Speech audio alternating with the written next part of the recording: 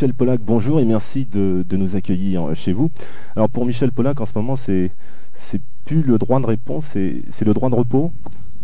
Oui, tout à fait. Chaque année, j'arrête l'émission parce que je pourrais pas la faire toute l'année comme ça. Alors, je prends un assez long temps, puis vers le 15 août, on remet ça parce qu'il nous faut un bon mois pour remettre en route l'émission qui redémarre le 15 septembre. Et là, ici, j'oublie tout, je vais le plus loin possible de tout. Il n'y a pas de télévision dans la maison. Et puis quand même quelques journaux, parce qu'il ne faut pas que j'ai l'air trop pignard quand je reviendrai. Vous suivez quand même l'actualité, alors? Il y a des années où pas du tout. Cette année-ci, bon quand même, j'ai un petit peu acheté quelques quotidiens, quelques hebdos.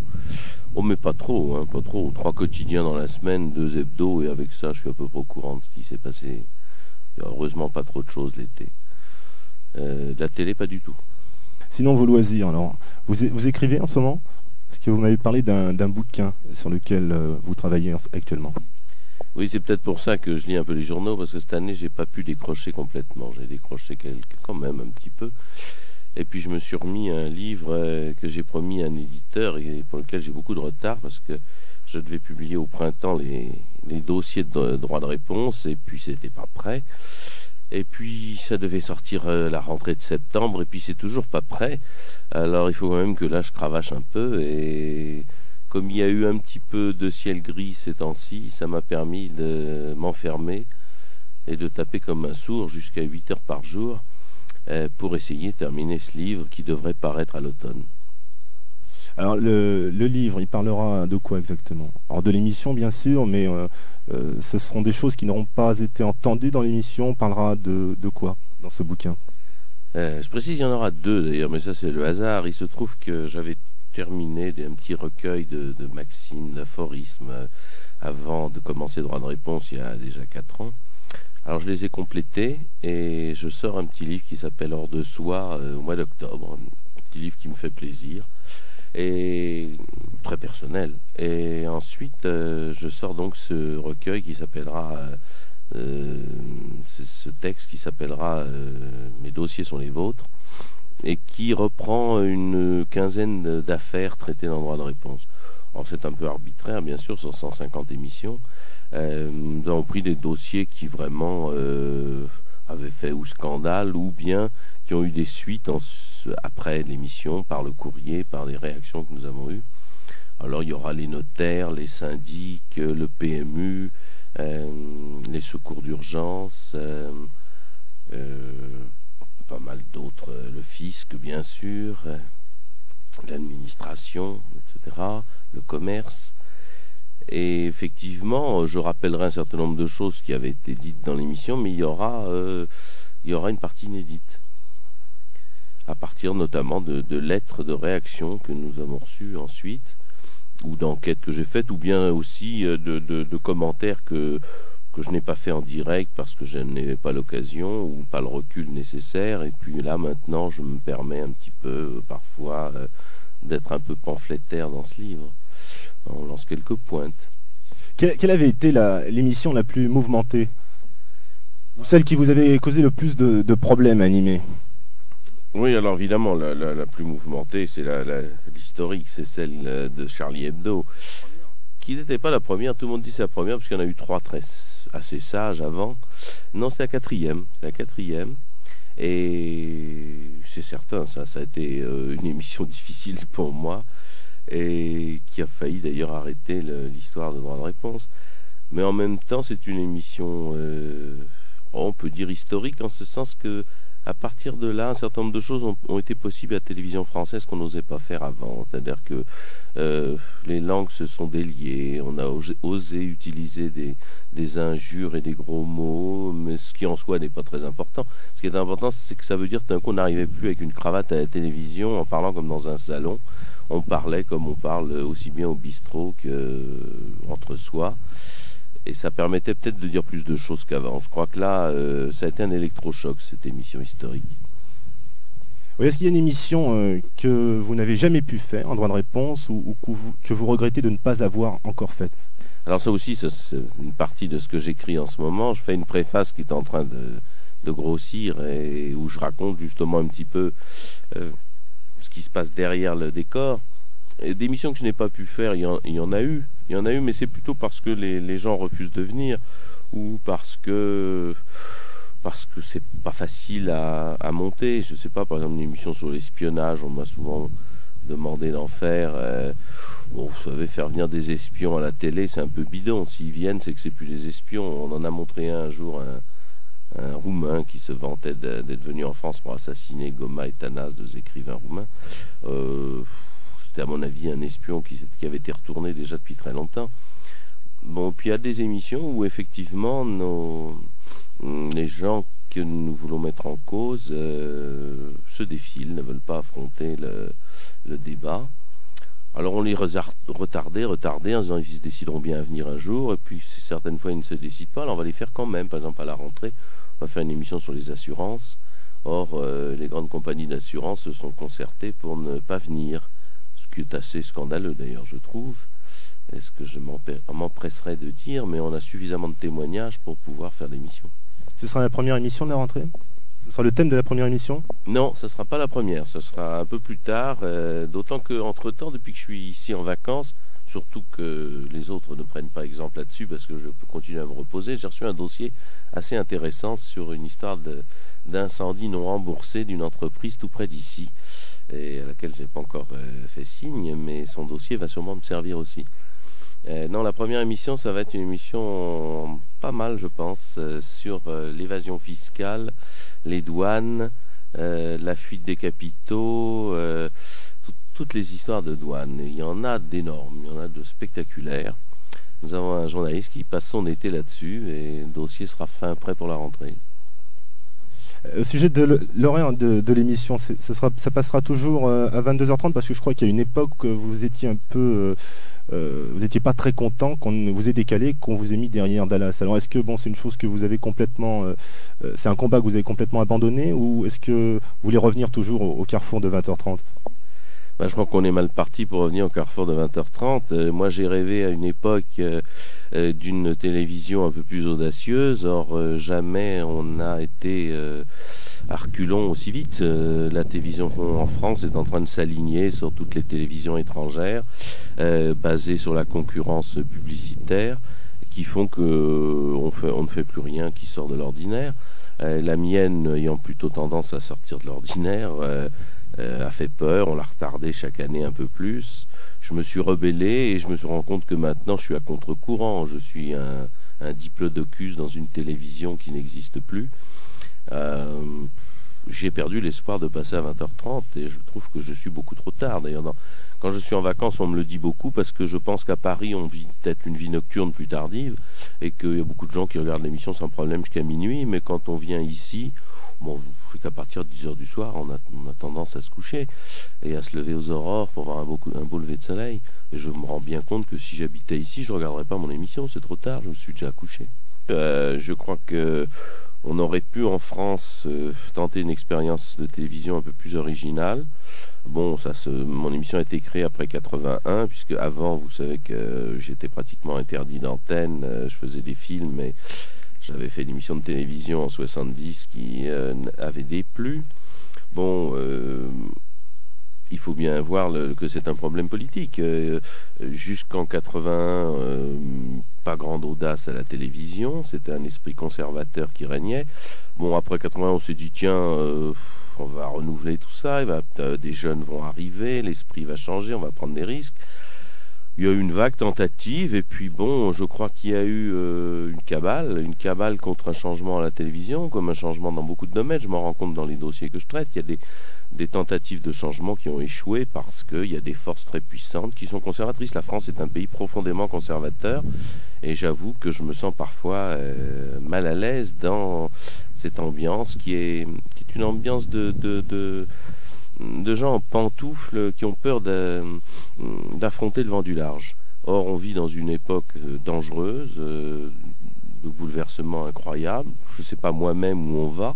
J'ai d'ailleurs pas de solution ni d'opinion précise sur là où nous allons. Mais quand on affronte une tempête, il faut quand même l'affronter avec courage. Et j'ai l'impression que les Français ont toujours un peu peur, et les gouvernements encore plus, d'affronter la tempête. Est-ce que la façon que vous avez d'aborder les problèmes dans Droit de réponse se retrouve dans une autre émission, sur une télévision étrangère? D'après ce que je sais, il y a d'autres émissions, il y en a qui m'ont précédé. D'après, quand il y a eu l'émission Charlie Hebdo, évidemment, tous les journalistes sont venus m'interviewer du monde entier, hein, venus du Pérou, de partout, il y a eu des articles dans le monde entier. Je crois qu'on avait été plus loin qu'eux à ce moment-là, pour une raison que justement que nous passions à 20h30, c'est-à-dire que là, vraiment, c'est une émission populaire. Des émissions comme la mienne passant vers 10h, 11h le soir, il y en a d'autres. En Autriche, il y en a une qui a fait scandale, il y en a en Finlande, il y en a en Hollande, il y a des émissions un peu du même genre dans d'autres pays, notamment maintenant en Espagne, qui a l'air d'ailleurs en ce moment d'être beaucoup plus audacieuse que nous en télévision. Mais les comparaisons sont très difficiles, d'abord parce que depuis que je fais l'émission, je n'ai pas eu le temps de voyager, d'aller voir ce que faisaient mes confrères, et que l'information ne circule pas. Je pense que ça serait d'ailleurs un des rôles de la télévision, c'est de retranscrire un petit peu ce qui se fait à l'étranger, de passer un petit peu des flashs sur des émissions de ce genre-là. Mais ça n'existe pas. Je comptais le faire au début, j'invitais beaucoup les journalistes étrangers. J'avais pensé qu'il y aurait le point de vue du persan chaque fois, qu'il y aurait parmi nous un Européen ou un Américain ou un Asiatique qui viendrait nous dire chez nous voilà comment ça se passe. Et c'est très difficile. J'avais commencé à faire une revue de presse japonaise à une époque. Déjà pour trouver un traducteur du japonais c'est très très compliqué et je me suis aperçu que j'avais pas le budget suffisant pour assumer ça. Au début c'était vraiment tous les publics et ça c'était je crois la grande réussite de l'émission. On est arrivé à un moment donné à avoir un public, je voyais bien par le courrier, aussi bien des agriculteurs que des étudiants, des professions libérales, des professeurs. C'était, je crois, là la grande réussite et la grande difficulté, c'est-à-dire que je m'adressais à tout le monde, donc il fallait qu'on soit compréhensible par tous. Alors évidemment les spécialistes disaient oh ils survolent, on n'apprend rien et tout ça, mais ils se rendaient pas compte que eux spécialistes n'apprenaient rien, mais que le grand public lui apprenait beaucoup de choses. Alors maintenant qu'on est tard, c'est vrai qu'on s'est fait un public de fidèles qui s'est un peu resserré. Je vois bien par le courrier que les agriculteurs, c'est trop tard, ils ne regardent plus. Beaucoup de petits commerçants qui travaillent le dimanche matin, par exemple, dans l'alimentation, pour eux, c'est trop tard. Et les personnes âgées aussi, souvent, c'est trop tard. Il y a un manque par l'horaire. Il y a un manque. Mais enfin, quand même, on a un public qui ne ressemble pas aux autres émissions. On a un public beaucoup plus varié, beaucoup plus surprenant, qui désarçonne d'ailleurs les faiseurs de sondages, d'enquêtes et tout ça, qui en ont fait 2-3 sur nous, et qui se sont aperçus qu'on ne correspondait pas aux autres. Vous avez un public spécialisé pour les variétés, un public pour l'information, un public pour les émissions culturelles, et ça ne recoupe pas notre public. Est-ce que ça ne devient pas pénible à la longue, les sondages pour un homme de télévision, d'être toujours à la merci des chiffres? Enfin, je sais que quelqu'un comme Jean-Christophe Averti ne supporte pas du tout les sondages. Quel est votre avis sur les sondages, vous? Moi non plus, je ne supporte pas beaucoup. Au début, ça m'amusait. Je vous avoue que j'ai fait ce métier, ça fait 30 ans que je le fais, et les premières émissions que je faisais, jamais, mais absolument jamais, on ne s'est demandé qui nous regarde. Enfin, c'était de la radio à l'époque. Enfin, il n'y avait pas de télévision. On ne s'est jamais demandé qui nous écoutait. Et ensuite, les premières émissions de télé non plus. Je ne sais absolument pas l'audience de ce que j'ai fait pendant une quinzaine d'années. Et c'était très agréable. En même temps, c'est vrai aussi qu'on avait l'impression que les gens nous suivaient. Or, on s'est aperçu un jour ça volait trop, qu'on ne ciblait pas bien. Et donc, on perdait quand même une partie de ce public. Donc, ça nous rend réalistes, les sondages. On se dit, c'est pas si facile que ça d'accrocher les gens. Des émissions qui font plus de 10% d'audience, il y en a beaucoup moins qu'on le croit. Les émissions de prestige ne les font pas souvent. Apostrophe fait moins d'audience que moi. C'est pas un critère de qualité, mais c'est un critère d'impact. Et c'est vrai que moi, j'ai fait un effort pour dépasser les fameux 10% d'audience qui sont considérés comme le début des émissions grand public.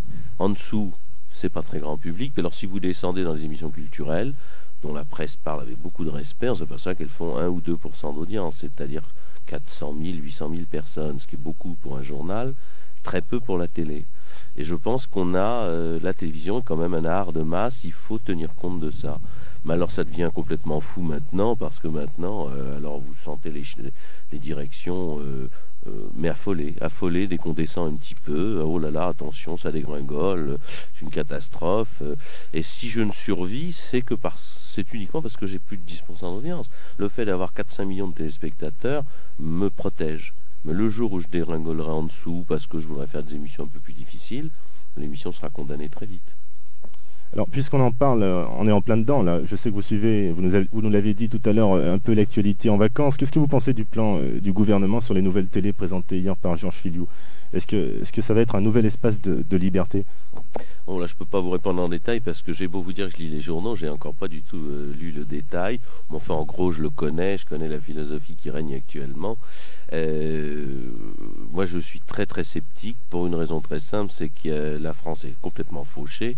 Et alors, refaire des nouvelles stations de télévision au moment où il n'y a plus un rond, déjà pour faire nos programmes, enfin moi, rien que pour refaire mon décor, qui est complètement ébréché, où les sièges sont déchirés, enfin, au bout de 4 ans de montage et de démontage, c'est en miettes.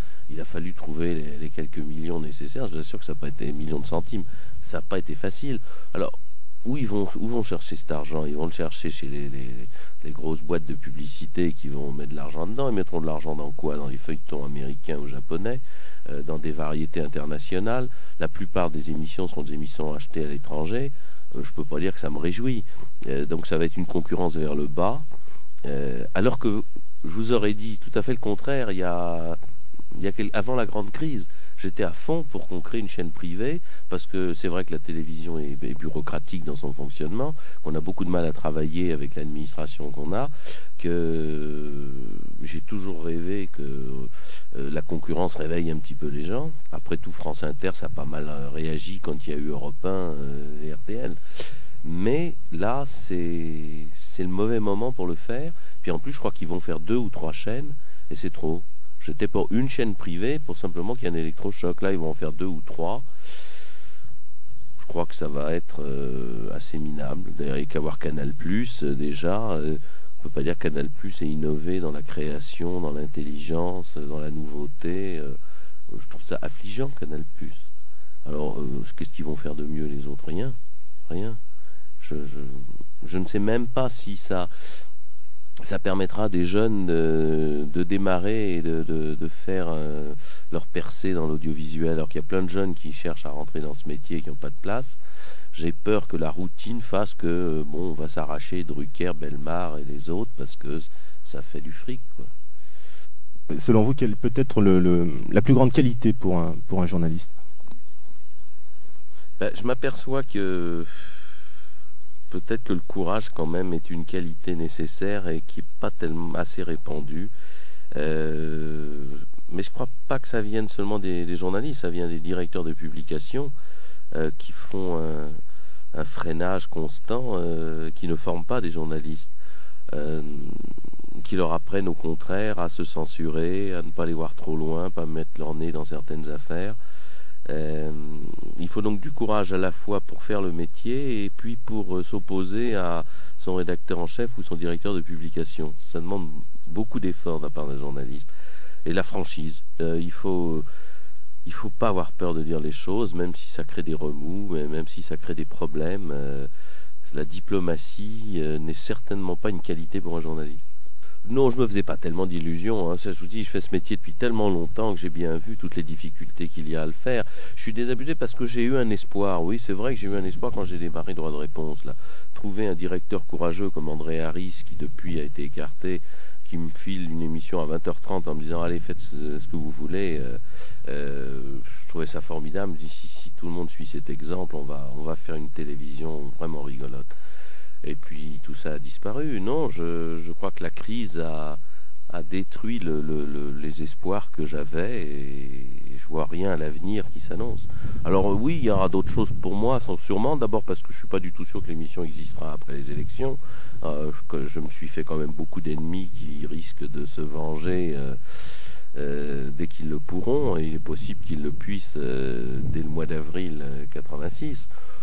Et puis moi, j'aime pas faire des choses trop longtemps, alors j'ai envie de tourner des films, j'ai des scénarios dans mes tiroirs, j'ai ces livres que je sors à la rentrée, et puis j'aurais aimé que la télévision ait l'audace de me dire, donc faites autre chose tout d'un coup. C'est-à-dire qu'eux-mêmes disent, après tout, pourquoi fait-il que droit de réponse? Je peux faire autre chose à la télé. J'ai fait toutes sortes d'émissions dans ma carrière. Et je peux faire beaucoup d'autres choses. Alors peut-être je prendrai une position de repli, c'est-à-dire que je fais déjà une fois par mois une émission littéraire, un peu philosophique. Il est possible que si je sens que la censure s'apesantissait ensuite, qu'on m'empêchait de travailler comme je le souhaite, plutôt que d'être hypocrite et de continuer mais en ne faisant pas ce que j'aime et ce que je veux, il est possible que je prenne une position de repli, que j'aille faire que des émissions littéraires, ce qui gênera moins peut-être, c'est possible. Encore que même quand on parle d'un livre, vous savez, on peut dire des choses dérangeantes. Moi j'avais dit à la télé à un moment donné, j'aimerais prendre une soirée entière et pouvoir commander des documentaires, commander des petits films, des dessins animés, même mettre des variétés. Je m'intéresse à beaucoup de choses et à une époque, j'essayais dans l'émission de mettre une chanson par-ci par-là, ou une petite bricole, un petit extrait filmé. J'avais d'ailleurs un crédit pour faire des reportages. Puis manque d'argent, manque de temps, j'ai abandonné ça. Mais j'avais longtemps eu l'idée de faire un grand magazine, si vous voulez un petit peu, mais tout petit peu comme le Grand Échiquier, mais c'est pas exactement la même idée. Mais un magazine où on passerait aussi bien de l'information, de la chanson, de la culture. Parce que je crois que la grosse erreur est de séparer les deux. On peut très bien donner une information sur la situation en Afrique du Sud tout en passant un reportage, puis parler des écrivains d'Afrique du Sud, puis ensuite passer une chanteuse d'Afrique du Sud. On peut faire une émission sur l'Amérique du Sud où on parle aussi bien de politique que de chansons. Et c'est ça qu'il faut me faire pour que les gens comprennent que tout est mélangé, est imbriqué. Et on peut aussi bien parler des problèmes de l'exportation du soja d'Amérique du Sud tout en passant le Quartetto Cedron ou quelque chose du même genre. Je me verrais assez bien, par peut-être l'expérience que j'ai, le fait que je connais quand même maintenant bien ce métier, la possibilité de confier des rubriques à différents de mes différents confrères et surtout à des jeunes qui démarreraient, où on mélangerait tout cela. Oui, c'est vrai, je crois que Résistance est une émission très courageuse, mais et il le fait d'ailleurs, Langlois, il met les chansons souvent dans son émission. Pourquoi ne pas l'ouvrir? Résistance a pour moi un petit peu le défaut d'être un peu trop sérieux parfois. C'est-à-dire que ça ne s'adresse qu'à un certain public. On sait qu'il y a un autre public qui ne regardera de toute façon pas.